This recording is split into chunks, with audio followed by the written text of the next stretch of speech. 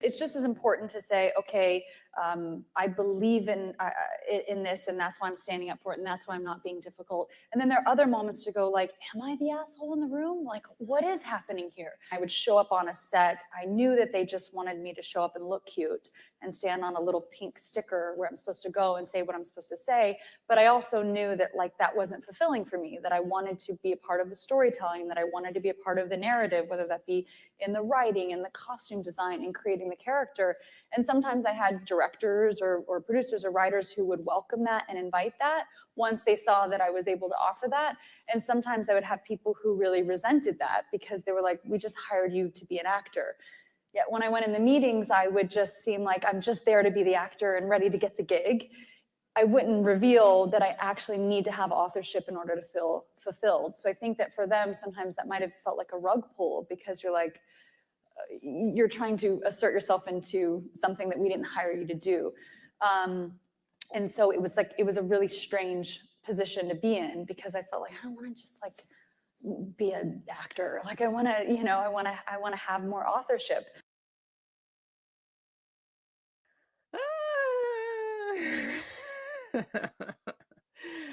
All right, y'all. For those who are just joining, we're gonna watch it one more time, and as we watch it, I'm gonna stop and comment throughout. So if you haven't seen this, and by the way, let me know if there's any issues with the sound. If you haven't seen this, this was done, and apparently this was filmed in apparently 2022. That's what I'm seeing online. And it was some kind of Forbes, like women in power, empowering women event, right? I don't know if I'm getting the exact gig correct here, but anyway, they'd apparently invited Blake Lively as a successful businesswoman to opine on, I guess, strategies for women, feminist strategies for women in the big, bad, manly corporate world. I guess it's like the movie Barbie. These women they just don't know what's going on here. They have to learn. They have to be educated. Well, anyway, I actually haven't seen Barbie, so I shouldn't talk about something I don't know. I'm gonna get in trouble. I'm like the last human on earth who has not seen Barbie yet. It's not my type of movie. It's not even political stuff. It's just not my type of movie. Although I did play with Barbie dolls when I was younger. But anyway, so let's watch this again. This is her in 2022 before any of this controversy with Justin Baldoni or It Ends With Us or whatever. So she's describing her experiences on prior movie sets. So let's go through it again, and we're going to see what she's getting at here. This just, I don't know how long this has been out or not. People are digging it up today. That's how it works. And this is from The Spiritual Shift on Twitter, but I don't know who originally found this. But anyway, here we go. It's just as important to say, okay, I believe in this, and that's why I'm standing up for it, and that's why I'm not being difficult. And then there are other moments to go like, am I the asshole in the room? Like, what is happening here? I would show. You know, part of me doesn't like to make too much out of little snippets because with normal people, this would be maybe a moment of levity or maybe genuine self-reflection, right? And so I don't really mind this, even though it's a terrible soundbite for her, because of course, as it turns out, the answer, Blake Lively, is that yes, you are the asshole in the room. But let's continue. Up on a set, I knew that they just wanted me to show up and look cute and stand on a little pink sticker where I'm supposed to go and say what I'm supposed to show up and look. Okay, I'm gonna run it a little bit here because on a little pink. Oops. To me, this is, and hello everybody, and hello to my mods. And looks like today we've got Laura B and Vanessa on. Did I see AJ earlier? Sorry if I'm missing you there. So right off the bat, my red flags are going up with this because of the way that she is talking about the profession of being an actor, actress specifically here. And you can tell that this woman, you can see it's evident just in these little snippets here. Let me make myself a little bigger. There we go. I need to make myself bigger than Blake Lively here. Okay. Now you can tell, you can see even in this snippet here that this woman has a feminist, for lack of a better word, and I hate to denigrate some of my more genuine feminist friends by labeling it this way, but it's a shorthand. You get what I'm saying. She's got some kind of a feminist chip on her shoulder here about being an actress in general. Like, this is the way she describes it.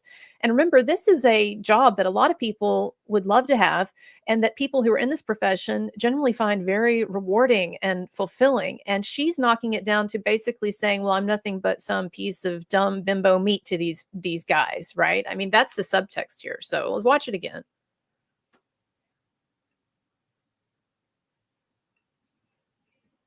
Hole in the room, like what is happening here? I would show up on a set. I knew that they just wanted me to show up and look cute and stand on a little pink sticker where I'm supposed to go and say what I'm supposed to say, but I also knew that like that wasn't fulfilling for me, that I wanted to be a part of the storytelling. You're sure that on all of these movie sets, or a lot of these movie sets, they just wanted you to show up and look cute? So acting ability doesn't figure in anywhere here in any of the movies that you've made. Is that what you're saying?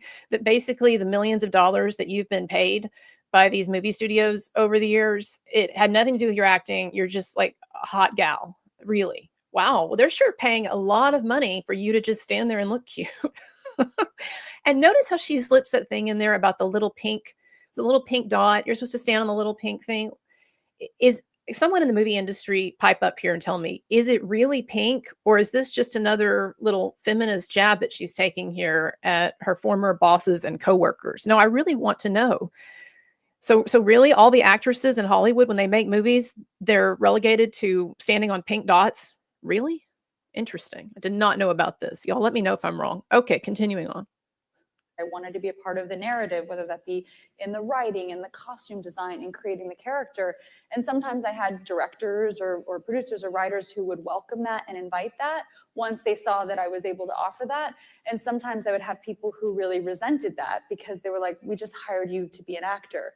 Yet when I went in the meetings, I would just seem like I'm just there to be the actor and ready to get the gig. I wouldn't reveal that I actually need to have authorship in order to feel fulfilled. So I think that for them, sometimes that might have felt like a rug pull because you're like, think?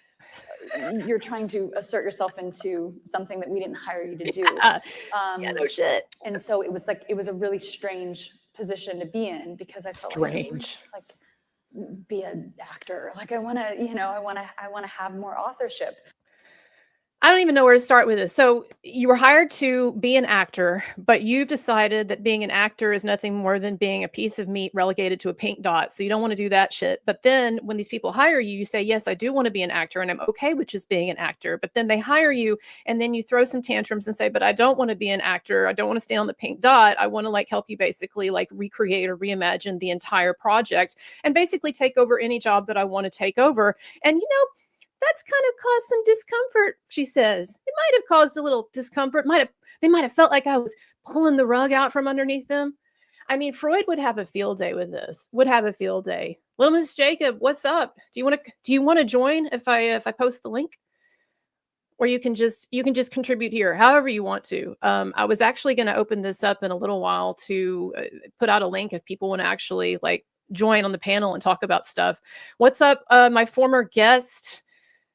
Ewood Music, y'all should check out the video the interview that he did with me. He didn't have some crazy, extreme, Blake Lively experience, but he definitely got a negative vibes from her on set, including how she treats other people. I don't know, y'all. This video though, and I'm gonna come back. Ari, in a moment. Little Miss Jacob. Oh, there you are. Sure, DM. Okay. Oh yeah, you can come on. All right, y'all, because I'm too non-tech savvy to actually do multiple things at once, I am going to have to go away for just a minute and get the link and send it to her because I just can't do everything at once. My brain doesn't work that way. So will you keep everybody stay here for a moment. I'm going to bring Little Miss Jacob, Ari Jacob on, but just give me a minute here to get shit together. Okay, so talk amongst yourselves, as they used to say on the Saturday Night Live skit.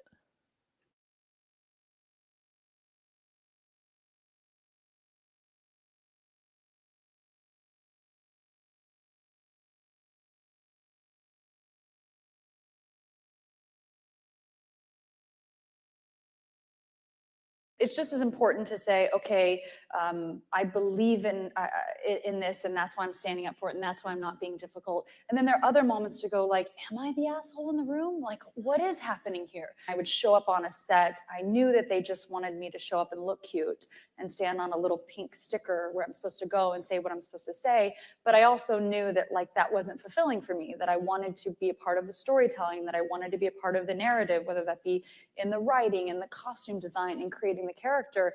And sometimes I had directors or producers or writers who would welcome that and invite that once they saw that I was able to offer that.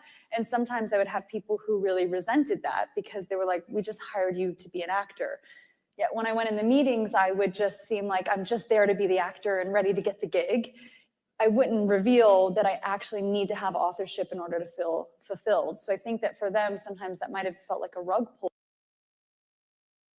All right. So, Ari, I just sent that to you via your Twitter DM, but I'm going to leave this up here to other people, I believe, can click on it, right? A little bit later when I open up the invitation. But yeah, I'll be looking for you, Ari, in the green room, so to speak. So, everybody, this is just amazingly, I just think, narcissistic. Oh, there she is. She's so fast. Okay. All right. I'm bringing you on, girl. Here we go. I should be able to hear you.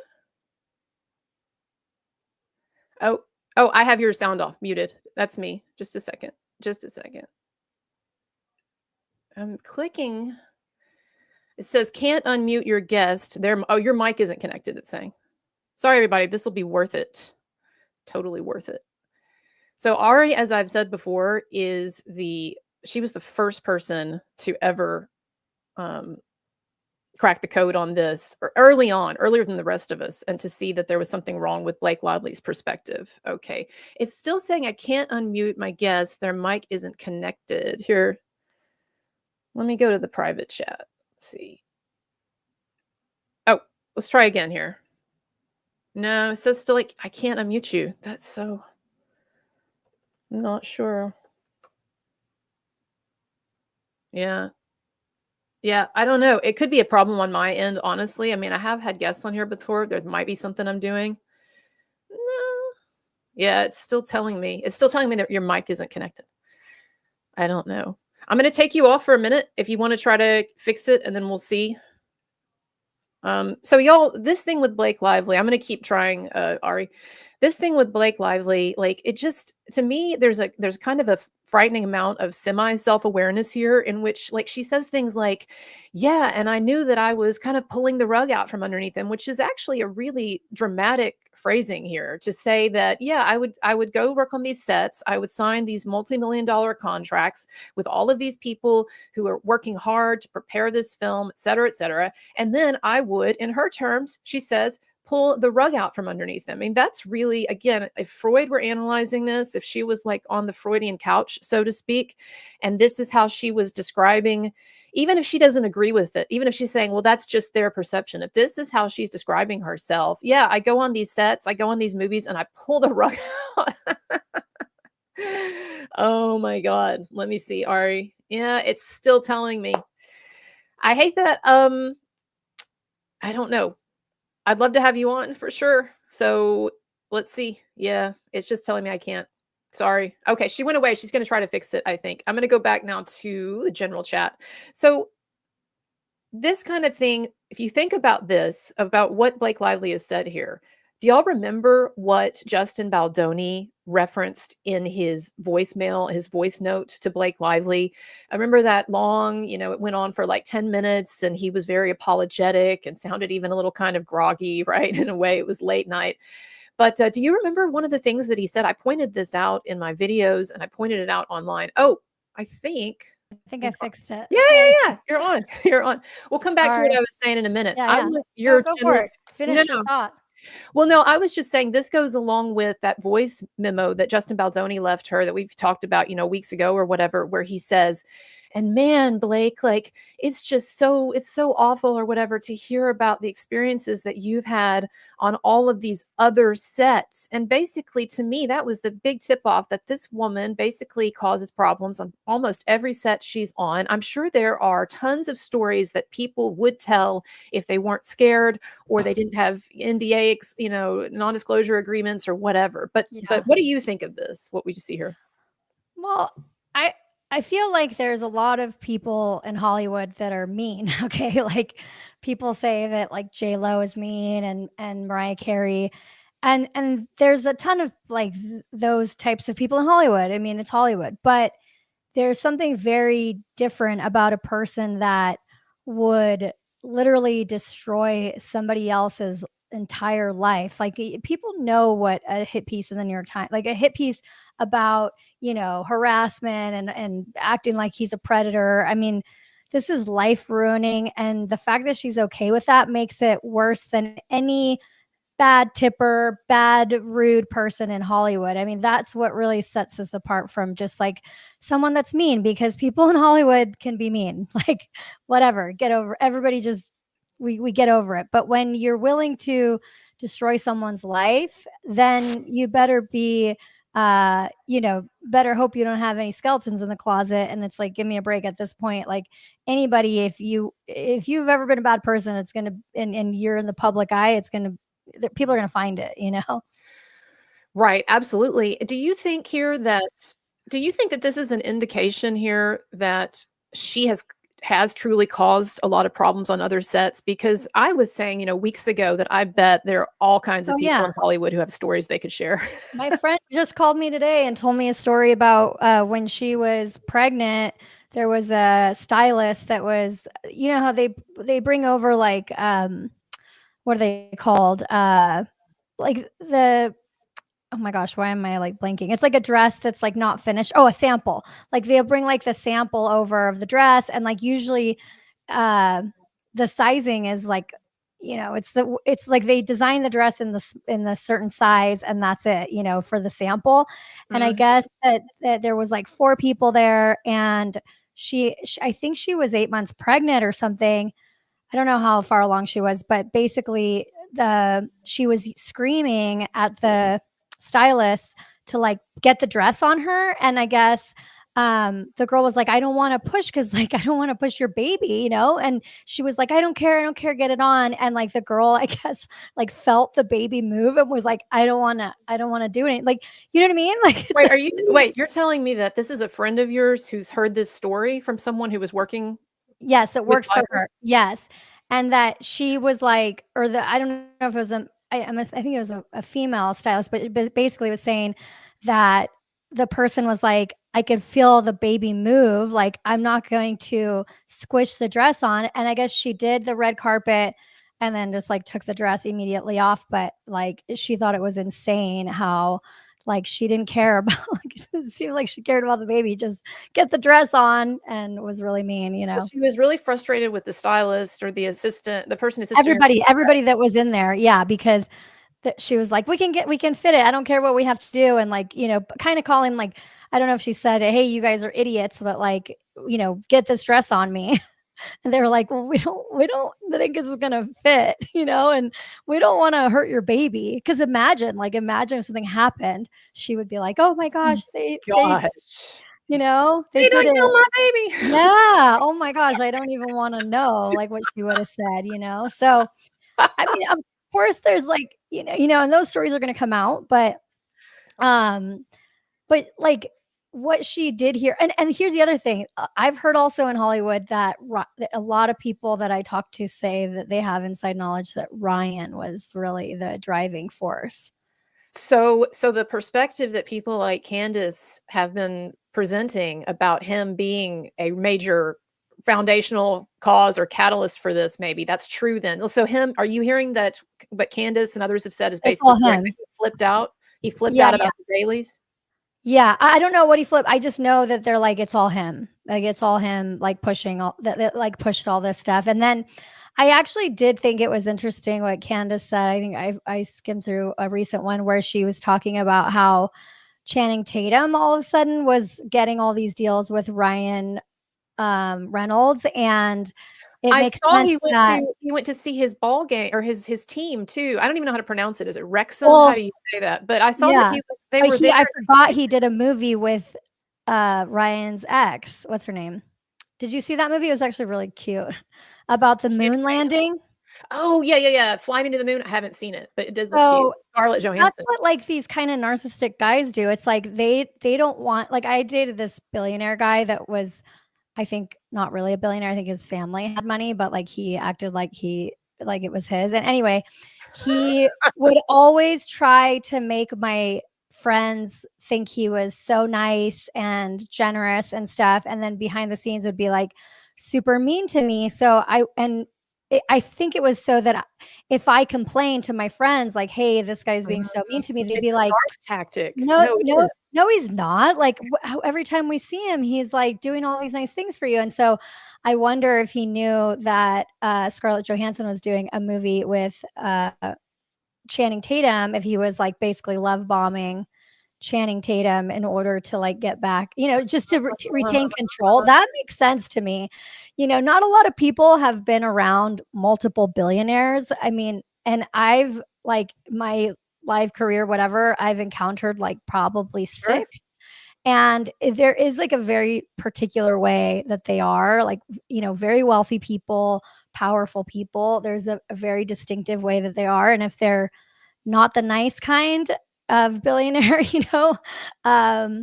they can be quite like, they have a heart that's about as empathetic as a serial killer. So you're talking though here about like Ryan, basically, right? When you're talking about someone who has a lot of money and who can get really kind of ridiculously aggressive. Yeah, well, I think that, it's even interesting for this. Like, they thought they were so untouchable that they were willing to do this. Right. And that's the same thing. I mean, when Taylor Lorenz and the New York Times came after me, it was like they didn't think in a million years I would sue. They like, how is she going to sue? She's You were so bootstrapped. ballsy to do that too, because you weren't, no Mhm. offense to you, but you weren't anybody. You didn't have a giant empire or something I mean, behind I you. was like almost, I couldn't even pay my rent at one point. I was living out of my car after it happened, but I was like, I was just like, if I can just find an attorney to represent me, on contingency, which is crazy because like the New York Times hasn't lost a defamation suit since like 1964 or something. So it's almost like, why would a lawyer take that on contingency? They're like, well, the chances of, winning. And, I think he was doing me a favor because he just thought I got completely railroaded. And it was really sweet that he did that. But, Baldoni over here, he's got his guy that the New York Times also smeared. I mean, if you go back and read the New York Times article, they railed on Steve Sarawitz's religion, kind of making it seem a little Mm, cultish, like, and they do that because they know it's a smaller, less known type of thing.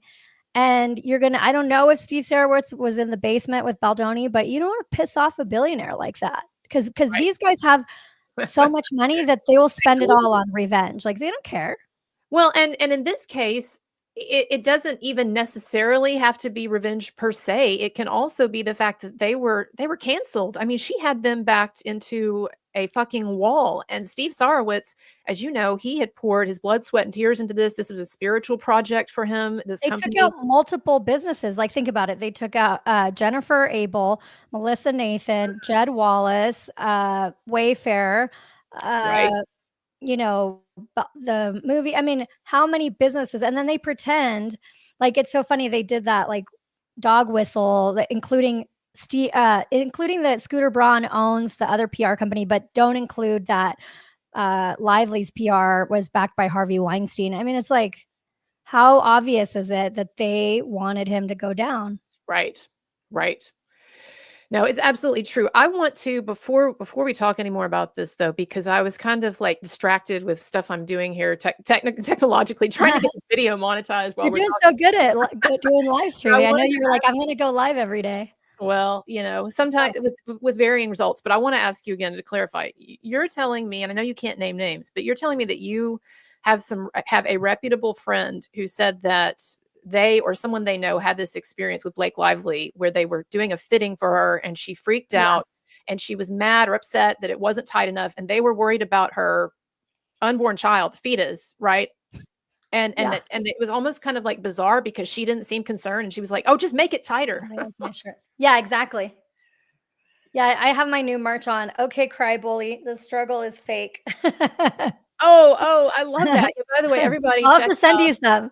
check out her merch because she has some great stuff. This is something that I probably will not get into for a long time myself because I'm too scatterbrained and not nearly as on the ball as you. But yes, you have Oh, some thank great you. merch, and people should check out your app, your business, which is Thank that you're you. repping is Creator Genius, right? Yeah. Oh, thank you. Good memory. You Yeah. want to say something, a little blip about that? We'll go on back to Oh, life. it's fine. I do social media for businesses. But all my Cool stuff is at littlemissjacob.com. So Yeah, littlemissjacob.com, but that's a cool app. I did look into it. I need to start using it. Creator doing Genius. short form videos. Yeah. I hate I doing mean, short. right now, yeah.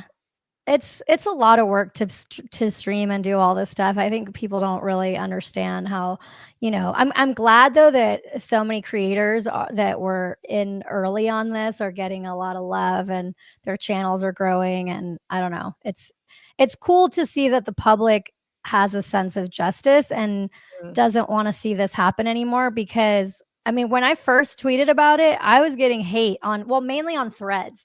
People were really You were mad at so me. brave though. You were first. You were where you were. Even Andy Popcorn Planet was like, I don't want to touch this yet. Well, and you know what? I get it.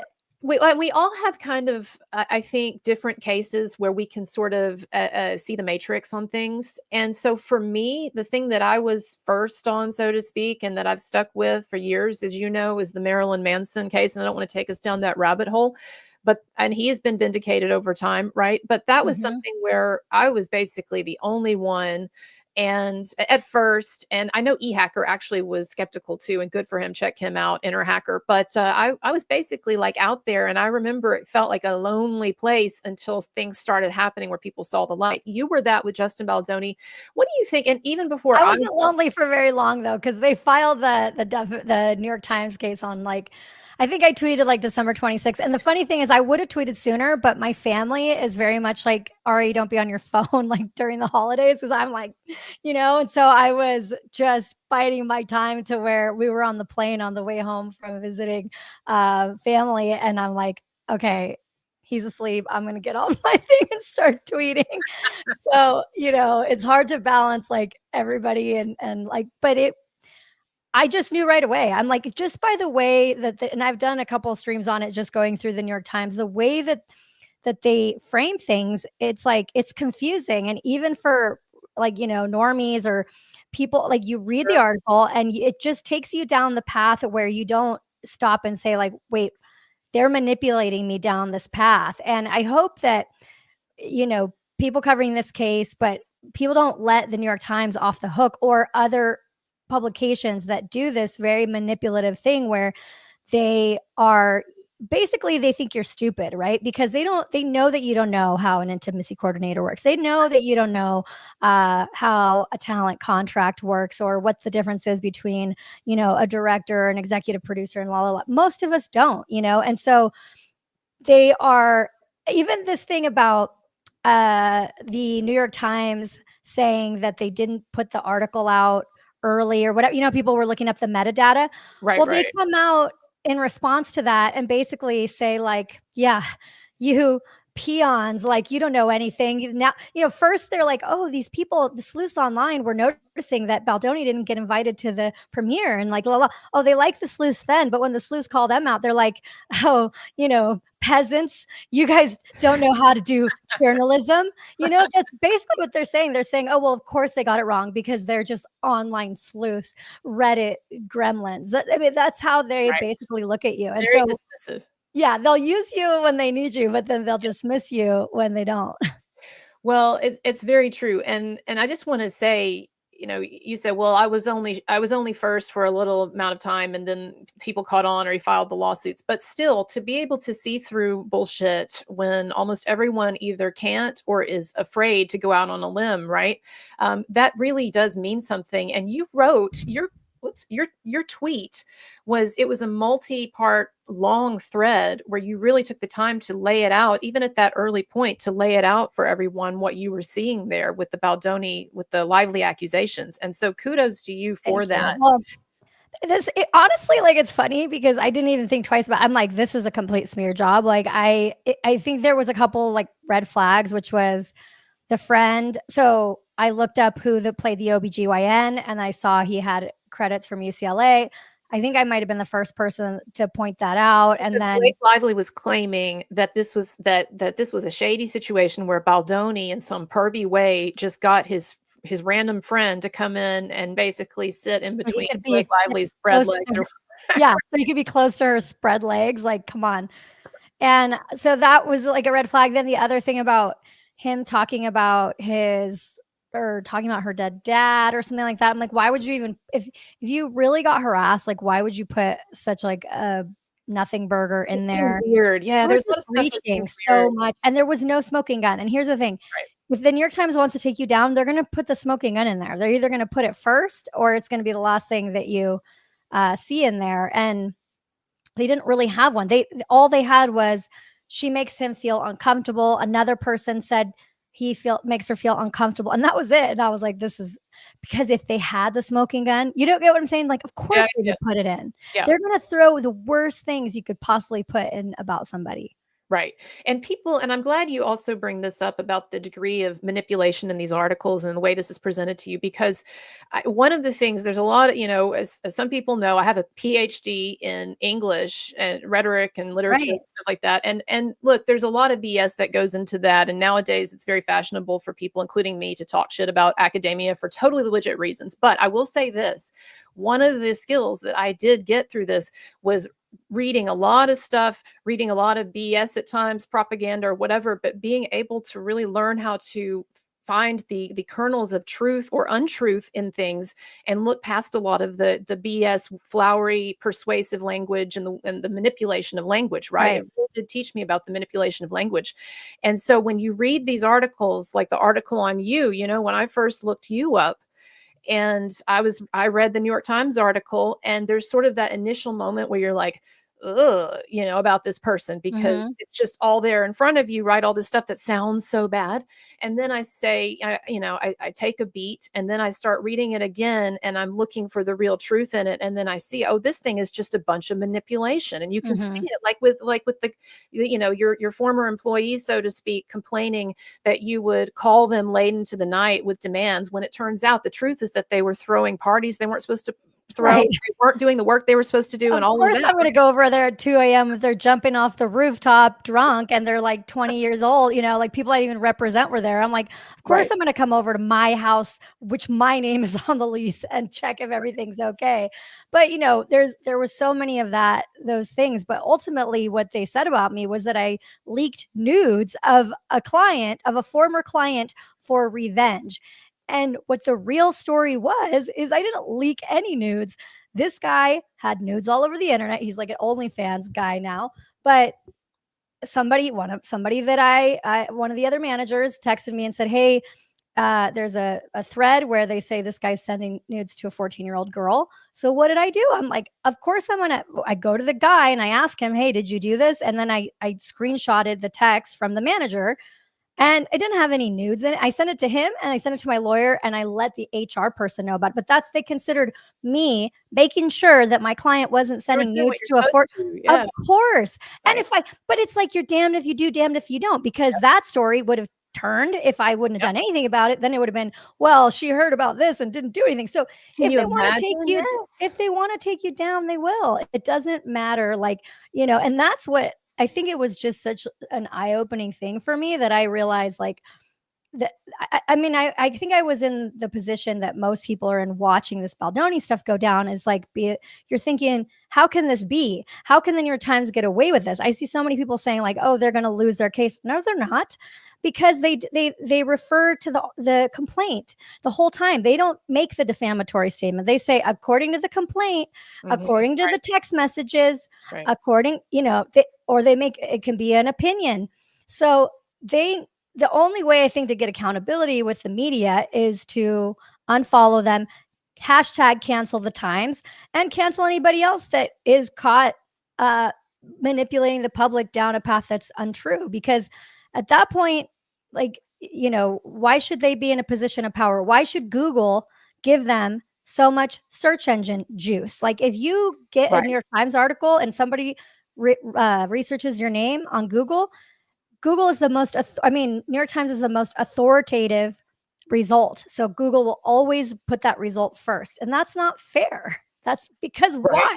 Why Because are they so especially authoritative? if they're not credible, if they are kind of a Right. propaganda machine, if they are taking down people often with bad journalism, quote unquote journalism. No, it's true. And I think that, thank God, recently, people are turning more to content creators and to smaller outlets or alternative outlets, and really dismissing a lot of quote unquote mainstream journalism. And it's not that we're perfect or we always get it right or we don't have at times particular ways of seeing things that are not correct. But I think it's democratizing journalism is such a good thing, that it's no longer going to be these Right. huge hubs of power that have so much effect in being able to ruin people with distorted stories. The New York Times has no excuse because, listen, if you or I do a stream and we get something wrong unintentionally, that's one thing. But the New York Times has massive amount of resources. If they're going to do a story, they should be held accountable, and they're going to go out and say, hey, we went through thousands of text messages. It's like, you should be held accountable for that. But they can just say they went through. Even in the article, going back over it now, I noticed that they write it in a way where you think that they subpoenaed Justin and That they Heath's actually messages. did it. Yeah, that they actually did real You, research. you think that they say, oh, these we got these messages through subpoena, Right. and then they don't tell you whose messages they are, how they got them, who's in the chat. Like they say at one point, like Justin is telling Heath XYZ, but it's because he's in a group chat. But the way you read it is like they're texting each other. So it's kind of like saying, we have everything. We have Justin's text, we have everybody's text, and we believe this, but that's not what they do. And it's just so wrong. It's so misleading. It is. It's very insidious, as you say. Now, I want to ask you: do you think that, because you were saying earlier that you have a source who has said that Ryan Reynolds really is the major engine of, I guess, the different strategic steps that have been taken by Team Lively. Do you think that Ryan Reynolds was instrumental in the leaking of this to the New York Times originally? Getting that story ready, like Lively's team working with them. Do you think that he's involved in that kind of stuff? I think everybody was involved. Yeah, like kind of the way it happened with me is like, it was like, I remember a point where there was a lot of whispers around me and like people stopped hanging out with me. And now looking back, and I confirmed it with a couple people, they were like, yeah, there was so this is what happened. So months before, like, I don't know, maybe even 6 months before, Lorenz started calling my old clients and stuff like Taylor that. Lorenz, by the way. Yeah, the journalist. And then she doesn't like say, anything except for everybody knows that a bad story is going to come out about you. So they start like distancing themselves because they don't want to be part of it. They don't want to be included. And then their teams start to tell them, hey, I don't care if Ari's always been nice to you. Just, we're not saying a word, but like, we're not going to talk to her anymore. And so you kind of have a feeling something's coming for a long time. But it's not necessarily my old client's fault that they didn't call me and say, hey, something's coming. But the general consensus, everybody knows something is coming soon. And if they do that, so who knows how long they were doing that for? I don't know. It'd be interesting to know if when she did the list of demands, if they even had, how soon were they talking to the New York Times? It's just going to be so hard for them to figure out because the journalists have this thing called journalistic privilege. And essentially, unless you have like a smoking gun, like I have so-and-so's text message that they were talking to the New York Times, like how would you ever know? So I don't know. It's just really, it's really difficult to fight these people. But I bet you anything, this was a plan for like, I would say as far as back as when they did that complaint.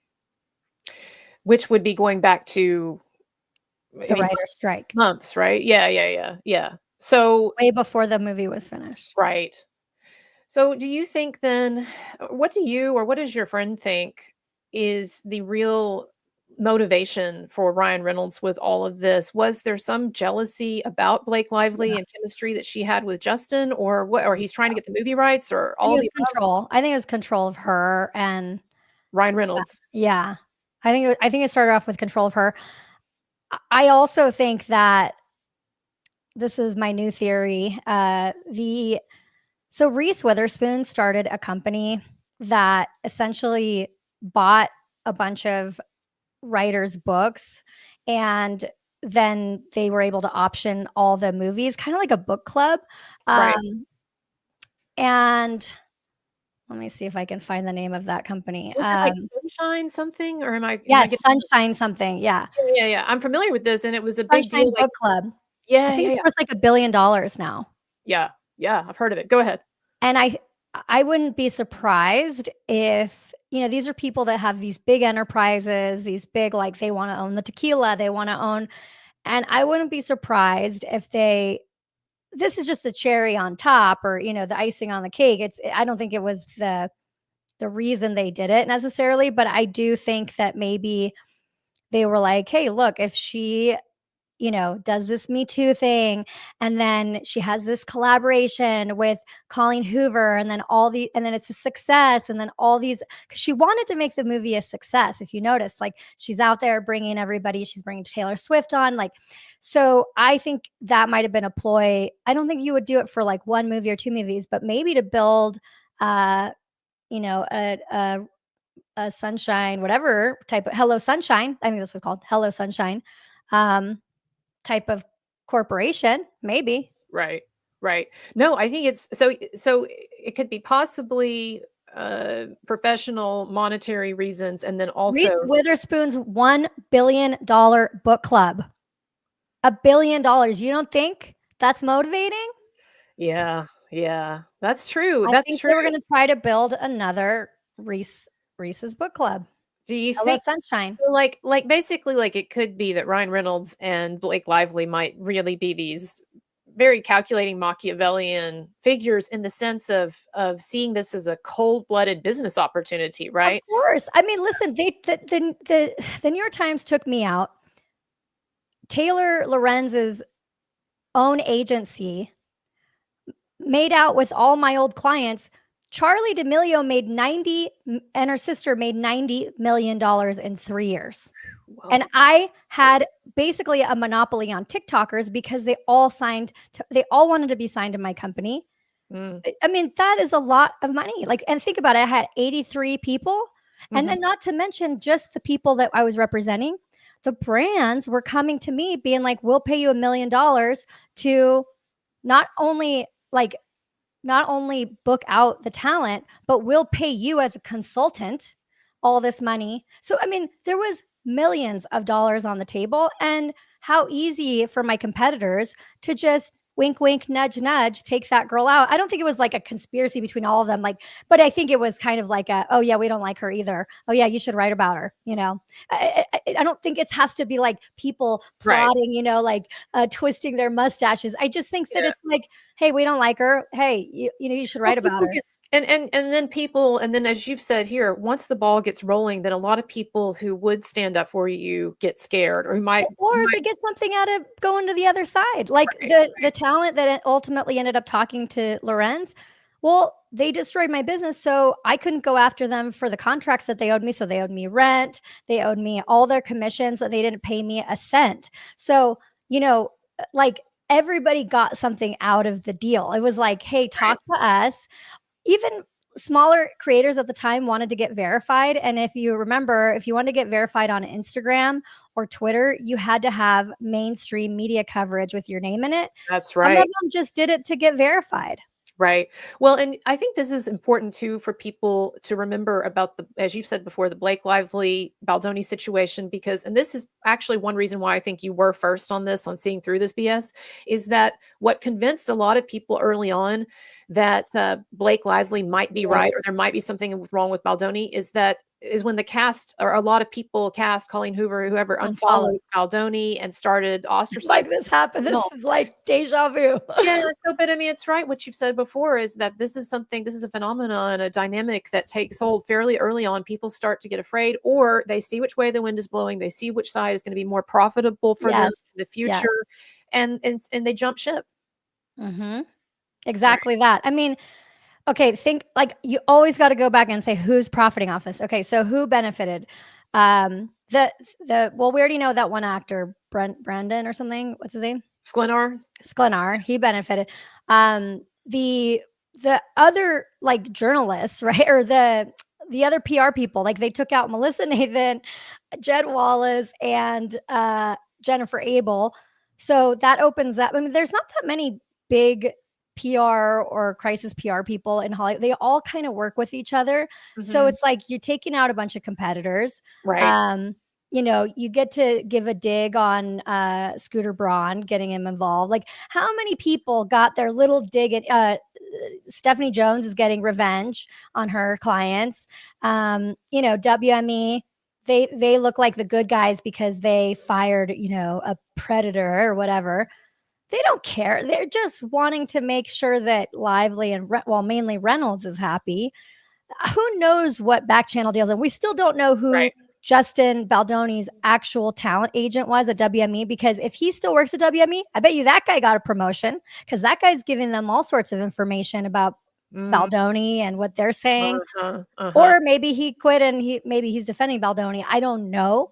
But these are important things that people are missing, because in my situation, all these kind of nameless people that weren't in the article, all those, they benefited, right? They got to get promotions or whatever it was.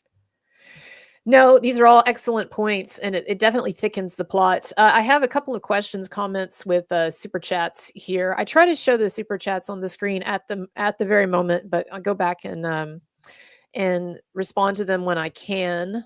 So we've got where did it go? I like to scroll down because I don't miss things as much. My mod Vanessa V says, "Welcome, little Miss Jacob. Ari Jacob, love Hi, your Vanessa. awesome shirt. It is a great shirt." Vanessa is talking about the laser treatment that I got a week ago that I've been talking about on my channel. Nice. So thank you for that. And yes, lasers, they work. They're powerful. Now, you want to do your research ahead of time though, because you can also fuck your face up. Yeah. I have a client that does like facial plastic surgery, and he was saying like Morpheus and like a couple other brands of it are really good. Yes, no, I mean, they definitely do some shit. I'm actually going to do a skincare video, I promise, very, very soon, put it out on my channel because people ask me about it a lot. Okay, so what do you think about this theory? I'm sure you've seen it, Ari, that Ryan Reynolds' motive, at least partially, was that Wayfarer Studios financed and produced Scarlett Johansson's movie Eleanor the Great, started principal photography February 2024. Do you think Ryan is that petty that he would be still trying to settle scores with Scarlett Johansson in some way too? Or do you think that's a part of it, or nah? I mean, I don't know. I don't know. Yeah, I don't know know. enough about, I just know that I think it's more just about control. Like about control, like you know, I don't know. People I think just get drunk with power, and they think that they can never be, you know what I mean? Like those two probably just thought like, we're the power couple, we're coming in with Hugh Jackman and all this. Like they never thought that things could turn on them. And I will tell you, like, even when the one thing that I did think about when I posted the thread is like, okay, what's important to me? Like I want to get my book out there, and then I want to get a movie made about my book. What if I piss Sony off, or what if I piss off somebody that's involved that like could later be like, oh yeah, we're not going to do your movie, we're not going to do your book because you talk bad about Ryan. And that's the problem, with Hollywood, is like, it's not selfish to look out for yourself, but if I see like an injustice like that, and because it happened to me, I just, you know what I mean? I just couldn't keep my mouth shut. I was like, if if I get cut out of a project because I said something, then so be it, because that's my values. And I'm not going to change my values just to get my movie made. Like now, who knows? Maybe Steve Sarowitz will fund my movie, or maybe they'll produce the movie. I don't know. But you get what I'm saying? Like No, I do. when one door closes because somebody doesn't like you because of, your opinions, or especially because I do feel like this opinion is based off of right and wrong, and I'm just over here positioning for what is right. I don't think it's right to be a cryboy, to feign victimhood for your own selfish gain. No, it's called being ahead. And in this case, it's called being ahead of the curve. And you definitely have, not only with this, but in general, your critique of media in general, and my critique of Me Too, or a lot of the, what I like to say, excesses or problems with Me Too. I wanted to, Ari, if you have a little more time, I wanted to look at the newly released, just a clip from the newly released podcast, and just yeah, I saw your clip on it, by the way, because I didn't have time to go. Oh, well, and it's actually, it's a great hour-long podcast. Let me bring this up just a second here. Okay. So this is just my clip, but I do encourage people, if they have any interest in what kind of a person Justin Baldoni is or seems to be, to go and give this a look. This was, just to be clear, it was filmed before Blake Lively filed her initial complaint. I think that they said on the show that it, or they in the comments below, that it was filmed in November. But at any rate, this was after all of the drama, apparently, and the making of the film and the promotion and being sent to the basement and all that. This was after all that, but this was before Blake Lively kicked off the legal and PR war here. So most of this, he's talking about masculinity and the things in the film in a thematic sense, and what he's interested in, and also how to be a good guy, basically, and struggles he's overcome and is still working on. But there was this part that seemed to be, even though he never got completely explicit about what he was talking about here, it seems to be referencing the trauma, basically, and the difficulty that he'd been through. So I was going to play the whole thing, and then we'll talk about it. And sorry if you'll have to turn it up. Sometimes there's a sound issue with StreamYard.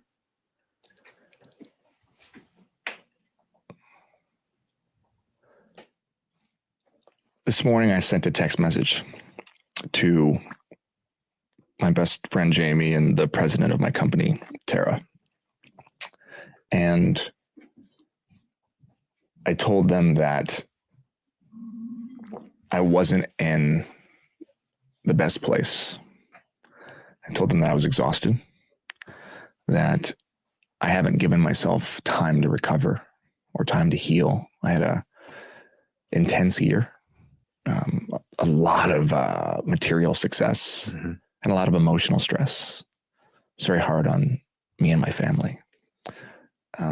And I wear a lot of hats, and I carry a lot, because I love what I do. I love the company I built, the brand that we've built.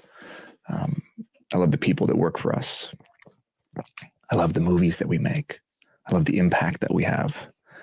And yet, sometimes it's easy to, as you said earlier,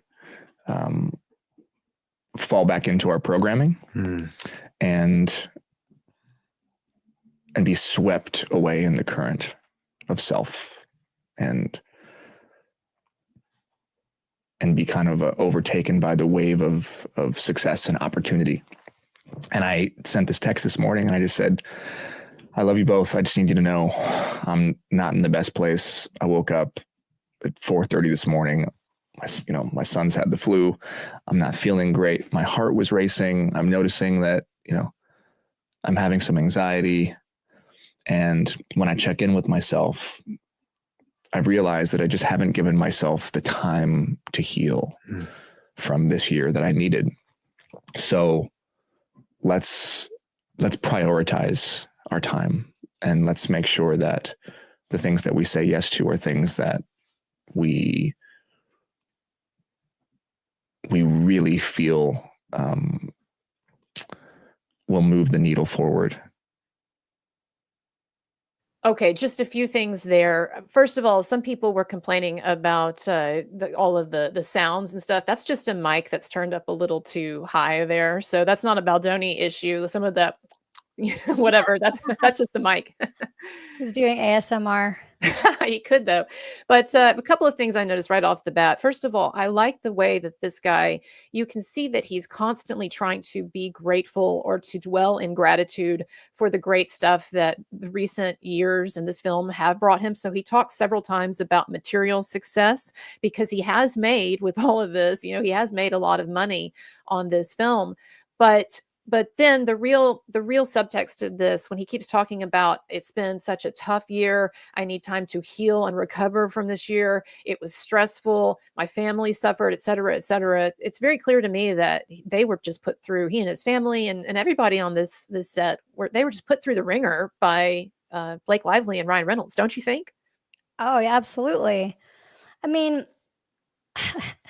like, it's so hard for me not to I'm over what happened to me, but watching this happen to him is like stings because I remember I remember thinking about the influencers that ultimately took me down, the ones that talked to the New York Times and did all this malicious stuff. I remember thinking of all the nice things I did for them, how much money I spent to make them happy. And I remember thinking of the red flags that I saw, but I was like, oh, they're kids. They just, they were 21 or whatever. But in my mind, I'm like, they're kids, I believe in them. I want to be this person that, is a light in their life and all this stuff. And I think, when you see the type of cruelty that somebody could do to another human being, especially when you're kind of I feel like I'm an optimist, but this guy is like a kumbaya optimist. I mean, if it were me, a spicy Mexican that got, left in the basement for my own movie, you wouldn't have heard that voice note being so nice. I would have been, saying something else that I probably wouldn't want to come up in a deposition. But here's something too that I just want to, sorry, just to butt in and say, I've seen him Baldoni getting some criticism online from people saying he should have been tougher. He should have stood up for himself. This is weakness here. In fact, I was watching this interview yesterday and my significant other, who's, ex-military and kind of alpha male type, right? He's not even really tracking this. He came into the room and he watched 30 seconds of this. And he made kind of a derogatory remark about Justin Baldoni, the beta thing, right? And he's sympathetic to Baldoni from what I've said, but his judgment was this guy needs to man up. Now, isn't that interesting? In view of the fact that Baldoni, one of the main things that he seems to be fighting for in his work is that our definition of healthy masculinity expand to include being more gentle or sensitive or emotive. Or that's why there's millions of men out there that are depressed because this is how they were raised and they are too scared to talk to other men. They just stuff their problems down and down and down.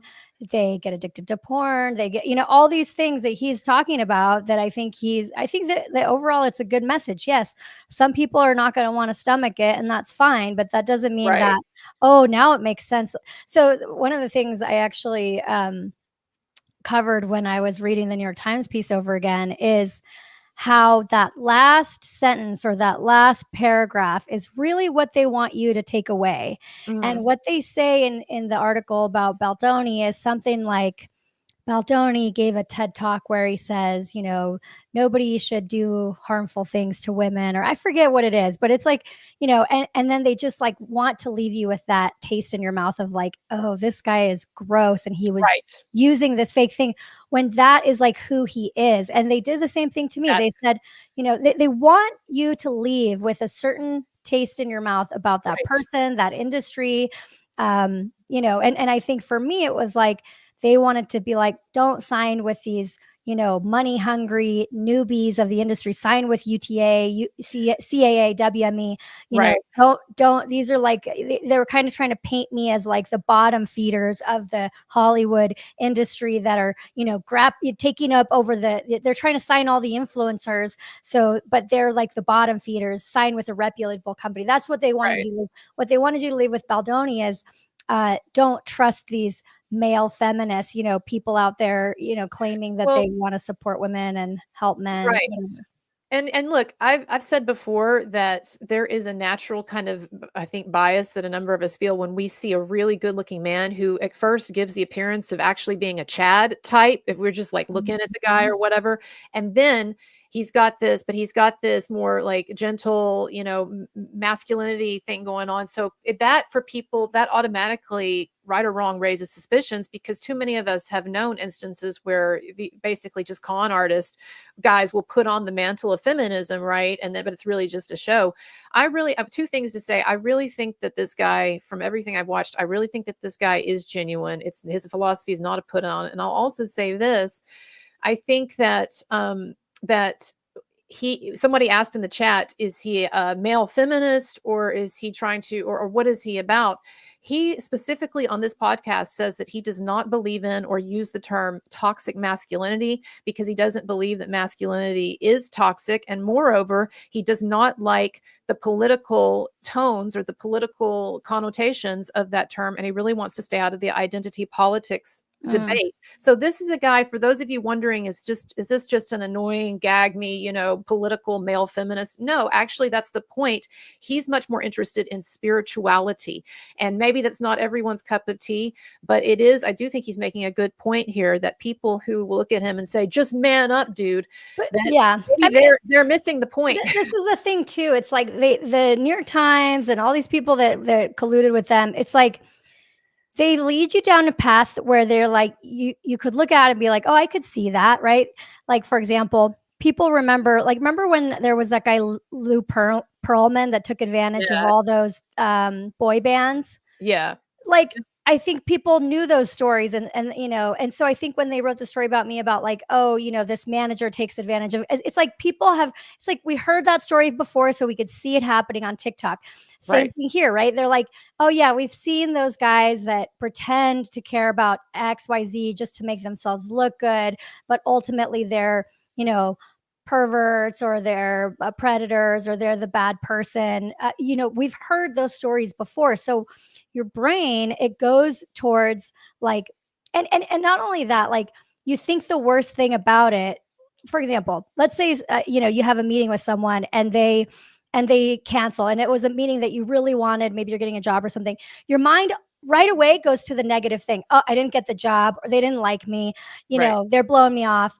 Instead of, thinking logically and being like, oh, maybe something came up, maybe they got in a car, whatever. I don't know. But the point is, we're human beings. So we always go to that negative thing. And so what these people do when they want to take you out is they lead the public down this path of like, oh yeah, we could see that. We could see a guy that talks about masculinity being full of it. And then it's like you want to root for that person to go down, because it's like, oh yeah, that slimy TikTok manager. Like, you think people care about TikTok? But people are like, how is that even a job? They want to hate on the person that's a TikTok manager, or they want to hate on the male feminist. Everybody on both sides of this kind of war is trying to basically feed into certain archetypes. So for Team Friedman, that's the word. For Team Friedman, it's the Amber Heard archetype, right? Which I think is dead on. And that's what a lot of us bring up as well, right? Amber Heard 2.0 or whatever. And then for their side, it's this idea that really this is just a veneer, this enlightened male thing, right? That's actually just a veneer for a sleazy guy. I want to bring up this point here. I think this is such a great point.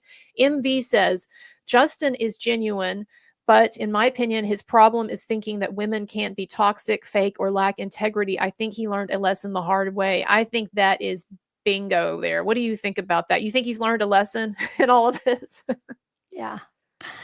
I mean, look, I always tell people, like, so about, I don't know, maybe a month or like 3 weeks before the New York Times article came out that like completely decimated my business, I was going to this therapist in LA who works with like, I think he works with like Robert Downey Jr. and I think even maybe Armie Hammer, like they're all like connected in this group of like guys. And anyway, he's really good. And I'm sitting there with him, and I told him I was having a hard time with the influencers, and I'm like, I feel like they're making me the bad guy, all this stuff. Anyway, I brought 2 of them in to meet with him, and I wasn't there obviously. And then the next session I had with him, he was like, I think you need to close your business down. And I was like, what? I'm like, I have all these people in houses, like I'm investing. He goes, these are bad people and they're gonna take you down and they don't appreciate you and you need to get out before. He's like, I don't know if you believe in God or a higher level, but he's like, I feel like God or somebody else is going to do something to take you out of this situation. And it's, if you don't get yourself out, something's going to come that'll take you out of it. And then lo and behold, this article comes out and I look back on it and maybe it was the greatest lesson I could have ever learned, right? Because I learned maybe if I would have continued working with them, maybe something worse would have happened. Maybe somebody could have, hurt themselves. And then I really would have been liable. Who knows? Right. And then I would have been doing all this stuff for people that didn't even care about me, that were willing to basically, sell me out to the New York Times with lies. So it's like, I don't know. I think God was protecting me. And ultimately, maybe that's what's happening with Baldoni. Maybe it is like, because now think about the platform he's going to have to influence people. And same thing with me, right? Like I got a platform to a lot of people didn't know me. And it's like, once you kind of meet somebody, and now that my face is out there, people can't, now that if somebody said something bad about me, they'd be like, I don't know. I couldn't see Ari doing that because I know her, because I watch her on YouTube or whatever, but before I wasn't doing that. So now people know who Baldoni is. Well, and I just wanted to bring up here, along with what you're saying, I wanted to bring up this Twitter post from several weeks ago, something I posted that I think actually goes along a lot with Baldoni's own spirituality here. And I wrote, sometimes you find your destiny, and none of this is original, by the way, but sometimes you find your destiny on the road you took to avoid it. Justin Baldoni tried so hard to avoid a war with Blake Lively from the beginning of film production to just weeks ago. He and Wayfarer tried everything to placate Blake and avoid a PR and legal battle. The classic Greek play Oedipus Rex demonstrates that we sometimes find our fate on the path we take to avoid it. Baldoni and Wayfarer just wanted the freedom and means and reputation to make art. And yet fate had it that a spoiled, narcissistic, delusional actress would choose to push them into a war. Now that the war has begun, it is clear that Justin Baldoni will come out of this saga, fingers crossed, as a beloved household name and with great cachet in Hollywood once the dust settles, if he doesn't overplay his hand, that is. Sometimes you cannot go around the fire, but you must go through it. And so if they don't overplay their hand and if things turn out as we think that they will, as you said, Baldoni, Wayfarer, they're coming out of this now with a lot more notoriety and clout. And I think down the road, the ability actually to be influential, to make a lot more art. But we'll see. Mm-hmm. I think so too. I mean, there's still going to be those woke Hollywood, people that are tied in with whoever's tied in with the other side, at the end of the day. But the fact that people were laughing, Hollywood will never laugh about, something that they think is still like serious in terms of like, harassment or whatever. Like everybody's too scared to criticize something serious. Like I remember even when I had those TikTokers, they would say the N-word behind closed doors and I would get so mad at them and I'd be like, you're going to get kicked out if you say the N-word in front of me. Like, I don't want to I don't want to represent people that are just throwing out N-bombs all the time. But then they would outwardly put up Black Lives Matter flags outside of the house. And I didn't care about that at the time. I was like, yeah, let's do it. Let's be part of whatever. I mean, but now looking back on it, it's like all these people are so performative, but the fact that people are smiling or laughing at the whatever that awards show and everything, it just shows that, I think the gig is up here and people are going to be careful about, it's bringing people together. I mean, the fact that you said Candace Owens, like there's so many sort of like woke TikTokers watching Candace Owens. This is something that I think people can agree on. And I think that they agreed on the Johnny Depp and Marilyn Manson, where it's like, if there's enough evidence to show that something is not true. I mean, because it's a slap in the face to the public. They think you're dumb. They think you're going to eat it up. Right. So I'm about to close this down, but it's been a great conversation. I wanted to know though, do you have kind of any final thoughts for right now? Anything going on that's surprising you, or I don't know, any stories that since we've talked, that aspects of it's just funny that she admitted to, I don't think that's going to go over well if I doubt this is going to go all the way forward, but that video that you showed earlier in the stream, the Forbes one, Right. I mean, she just tells on herself there. And not only tells on herself about, yeah, I basically will pull the rug out from underneath people and I present myself as one thing, but then I have this whole other Machiavellian agenda. Not just all of that, but the extreme sense of entitlement that Blake Lively has had on all these films to describe a very blessed acting career that most people would kill for, right? To have that kind of success and those types of roles and whatever. And she describes it as basically just being a piece of meat having to stand on the pink mark, which, by the way, we have a professional set costumer here who was telling us in the chat, Eric, yeah, that tape has nothing to do with gender or anything like that. He says it's whatever color tape the camera person has on them that has nothing to do with being pink. I mean, she's just, at that point, Blake Lively is just basically making up shit, saying that on all these films she has to stand on a pink mark. That's just ridiculous. I mean, do you think that I do think that her and what's that other actress?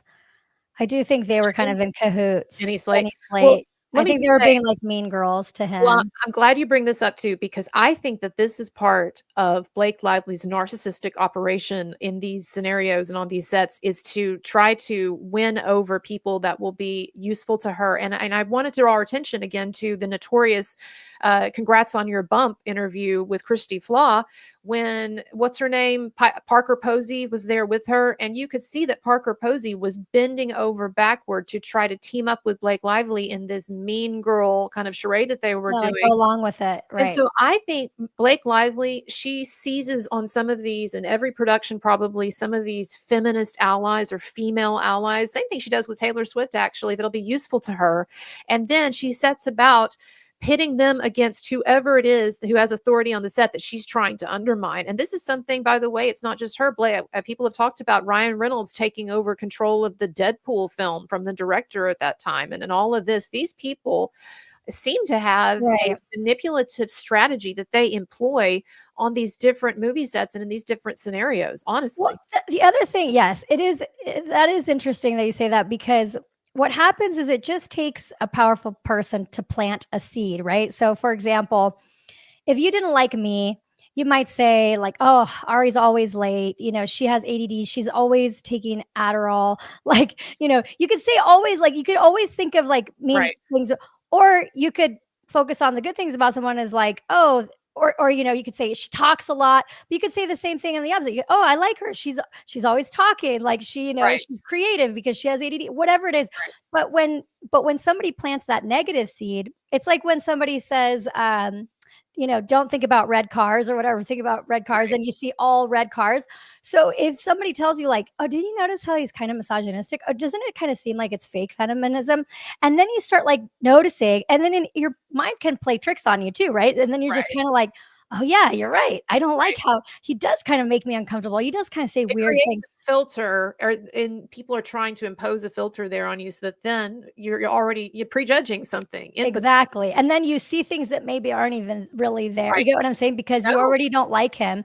And it's like, if they're doing it to kind of like, get something, or if that person is going to be friends with you, if you go, like, I remember the influencers that didn't go along with the story, the other popular influencers were being mean to them. They were like, I don't want you in my video, or, stupid things like that. It becomes a mob pressure that's exerted. Hey, one more question here, because this is something I've been wondering about. Oliver Stone is, if you read into him, and by the way, he's one of my favorite directors. Some of his films really suck, but JFK will always be one of my favorite films. But anyway, Oliver Stone, he has, as you know, historically, a terrible reputation for being not a women's director. Let's put it that way. And having kind of a rough cowboy type set, people just kind of do what they want. Or he at times, I think, has treated some people, or been accused of treating some people on set in ways that could be a form of, I don't know, harassment or toxic workplace or whatever. So you and I have both seen him in his film Savages, and Blake Lively in that film is a part of a threesome. So we see her in very explicit scenes with Aaron Taylor Johnson, and also with Taylor Kitsch, or however you say his name, right? I know there's no way in hell that Oliver Stone's set was in any way any kind of a quote unquote feminist or safe environment by her stupid definitions. There sure as hell wasn't any intimacy coordinator. Why does she not complain about that shit? Because it didn't benefit her. It wouldn't Right. benefit her or anyone to take down a guy like that. Same reason why probably, Steve Jobs, people didn't like him. But, a lot of these people, if they are trying to get something out of it, sometimes they'll just file lawsuits behind the scenes. But it's like they didn't need money. There was something else that they wanted, maybe they wanted, like I said, they wanted to build this book club, or maybe but it did probably stem from like the typical jealousy things. Like, just like Taylor Lorenz came after me, I think she was honestly jealous of me because I was popular, I was like the popular girl. I was friends with all the influencers. They were all happy. I was making them money. And, and she was like, oh, this is a way for me to get attention and whatever. And I think that's like ultimately where it starts. But then it's like people will go along with it if they get something out of it. So it's sad that many people were willing to take out, even if you don't like somebody, like if you don't have a smoking gun, if he's dancing with you and you don't like the way he breathed on you, and that's the thing about Baldoni, why he's saying I think that he had such a rough year, is because it's like it's exhausting. Like you're walking on eggshells. Like I remember that feeling of like I feel like something is going to go down, and in my mind I remember thinking like, well, nothing could go down because I didn't do anything wrong. Like I remember telling the attorney, like, just give him everything because I didn't do anything wrong. Right. And it's like, no matter what, they're going to get you. And so, I hope he's breathing like a sigh of relief to know that the public is in his corner. There's always going to be people that aren't in his corner though. And Sure. But whatever. I think he'll get over it.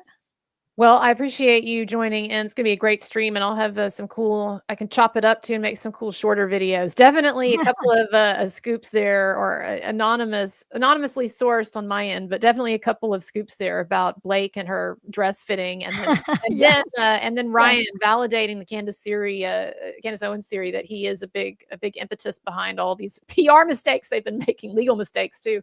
I am finishing up a video on the publicist angle of this, and I see someone talking about Steph Jones a lot in the chat, and what I want to do, because actually I've just been digging into her the last day or two, and I'm someone needs to find out what is Baldoni's agents. Who was the WME agent that represented Baldoni? Like, what is the name of the person? If you guys find that, you're gonna like open up a can of worms. Send it to us, or send it to me or Ari, or both, or post it, or whatever, if you can find out who that is. But anyway, point is, I want to have you back on soon, or we can just do it as stream like this to talk about, once I put that video out, to really dig into what was going on behind the scenes. The struggle is fake. With the PR, with these PR people and Steph Jones. I mean, did you know there's a whole website that a former employee of Steph Jones anonymously put up? I mean, I'm not gonna lie. I do think that Jennifer Abel might have done some naughty things against Stephanie Jones to piss her off. I don't know, but see, because it's like you can't on one end be like, oh, everybody's so sensitive. And like they shouldn't be so sensitive in a workplace, but then like it's okay if they're sensitive at Stephanie Jones' workplace because she's the villain here. I think you got to be fair. The allegations though that have been made about her, that she'll leak terrible stories about her own clients so that then she can rush in and like save the day and keep them on board. I'm even talking about stuff that's been alleged about her over the years that might that's what I'm saying. Like I think that you just like, I don't know. I haven't read any of those articles. So I think you have to like look at everything. Don't just think up on like, oh, Stephanie Jones is a villain. So obviously everything about her is true. Like read everything. Did I say that? Clear. Huh? I didn't. No, I'm not saying you. I'm saying like, cause I don't know her, but all I know is that all PR people that I've ever met in Hollywood are like mean as hell. And I'm scared of them. So I'm just saying, I don't know Jennifer Abel. I don't know Stephanie Jones. I just know they all scare me, and I wouldn't cross any PR people in Hollywood. Even the one I hired for myself, I was scared of her. And seriously, like I Do you think they're that? So do you think though? Do you think that they are that powerful? Because my Yes. experience, much less, I've had much less experience than you interacting with these people, is that they're kind of impotent. They actually can't do very much. Is that Oh, that's not true. They know everybody. Like they can, but and then they won't mess up their relationships for you. Like as soon as you're tainted, and the New York Times, if they find out New York Times doesn't like you, they my company went under, and I'm paying like PR people 10 grand a month. And then when my company went under, they were like threatening to sue me because I couldn't pay them 10 grand a month anymore. I was like, well, I'm sorry, but you didn't do anything about it. Like so much help you guys were. I was threw 10 grand a month down the toilet every month for how long? But and they could have, and I guess contractually they could have sued me, but I'm like, well, good luck getting that money because No, I hear you on that. know. Well, I'd love to have you back and we can talk more about this because I'd love to hear more of your insights. But I do think that Jennifer, Stephanie, all of them, had they all just like kept it under, but they all wanted something, so who knows? Who knows? It'll be interesting if someone ever makes a series, like a dramatic series on this, kind of like Ryan Murphy did Oh, of with course they will, yeah. with the Menendez brothers or whatever. I'd love to see that. Okay, so we had a super chat here, Dragonfly. I have learned so much. This is a good one to end on. I've learned so much about what is really going on in this world from you both. Have a coffee from me. Well, we appreciate you so much. And I want to say thanks to my mods, Laura B and Vanessa today. Oh, and Rebel Bird. I just saw you on there. What's up, Rebel Bird? And then That's also so to cool you have Adrian. mods. It is cool, especially, and they get nothing out of it other than, I guess, just the enjoyment Aw. of blocking all of my enemies. No, that's a joke. That's a joke. I'm gonna have to look into this. I don't do it often enough, but if I start doing it, Well, I and will. my experience with them, bless their hearts, is that they volunteered to do it. So I don't know, you might get a DM from somebody interested in helping you out. But Yeah, I haven't put out there that I need help, so maybe if I start putting it out there, I'm gonna start covering a new case that like is super interesting to me. I don't even know, like, what is I it? know why. So basically, it's a judge in Texas. She wrote this book, a fictional book Okay. about I don't know. I have to like study it first, but basically, I'm pretty sure she wrote a book about a hedge fund, an evil hedge fund guy, and I don't know if that he like plots to kill the judge, or like, anyway, he's definitely the bad guy and the judge is the good guy in the story. So she wrote this book, and the guy sues, basically she's presiding over a case over a hedge fund manager. And it sounds like it's the same character. So meanwhile, while she's presiding over this case, and she's still Okay. presiding over it. So She's it's like writing she wrote a book basically about the guy who she's the judge in his case. Yeah, that's And like some kind that's of not rule break.